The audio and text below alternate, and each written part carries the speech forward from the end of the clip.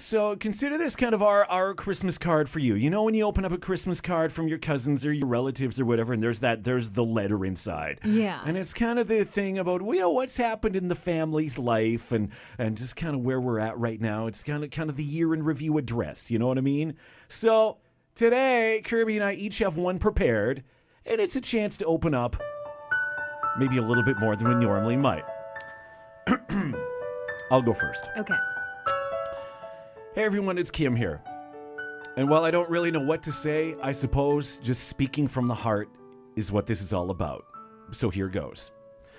First of all, before I get into any of the sentimental stuff, 2015 has been, without question, the best year ever of my career.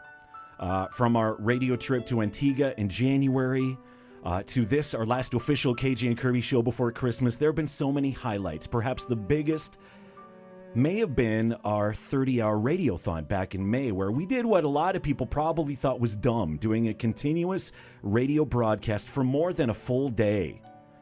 But the most awesome thing about it was you guys' response, more than $15,000 raised for the Children's Ward. And I still get excited about it, thinking about that to this very day. Just a highlight of my career.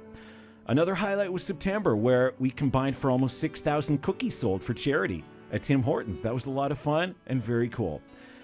I'll be honest, the first few years here, looking back, I'm not exactly proud of the image that I created. I tried to be controversial and brash, and I thought that was the best way to get listeners, when the truth is that wasn't me. I've learned through maturity and through life experience that jerks get nowhere in life, and they usually end up very lonely and very miserable. The past few years, I've done everything I can to completely change directions personally and professionally.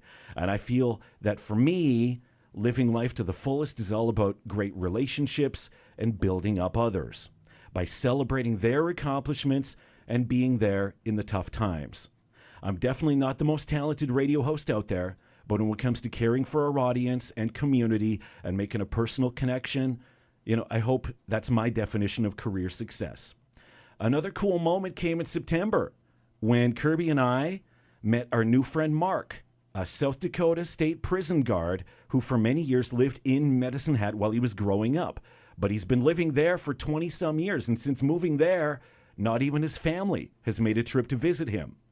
But one weekend, Kirby and I and Jeff did make the trip, where we watched some football, ate some barbecue, and connected in a very cool way. Driving 14 hours straight to meet one loyal listener was one of the most fun things I've ever done. Even if I did have to put up with Kirby and Jeff's constant complaints about the 5-star accommodations that I arranged. On a personal level, today's a very important day for me. And one of the reasons why I chose this day to deliver this speech is because December 17th marks my 25th anniversary on the radio in Alberta and Saskatchewan.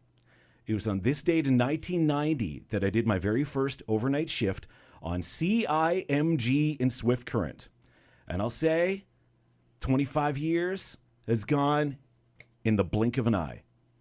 So many good people, so many great relationships, so many awesome stories. I've been so incredibly blessed to have been given this chance to do this every single day.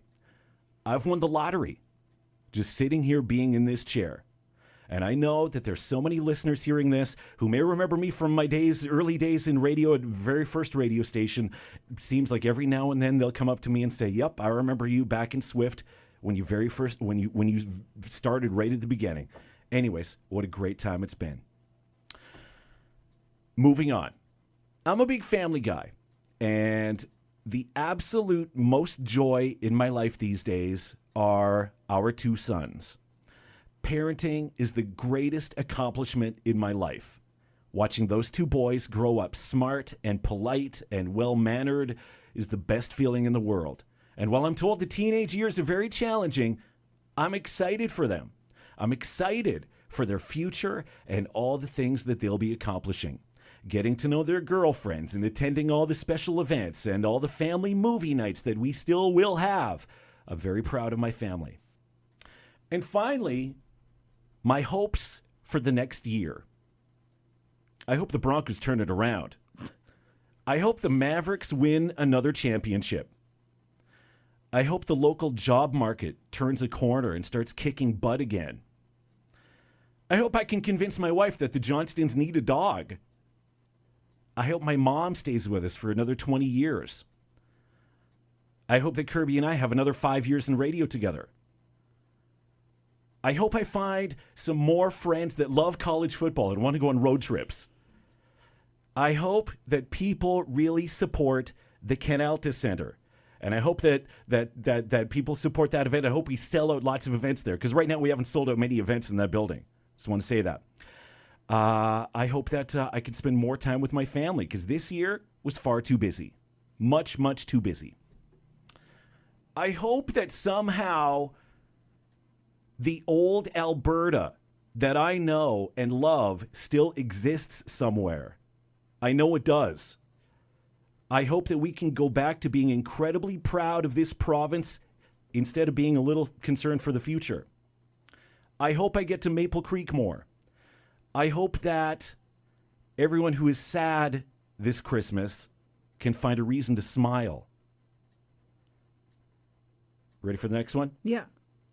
I hope that Jeff and Shalina have a baby by this time next year. Ugh. Of course you put that in there. The end. There you go. That's my holiday speech. Good. Is that good? Round of applause, everybody. I know you're probably driving, but All right. that's awesome. That's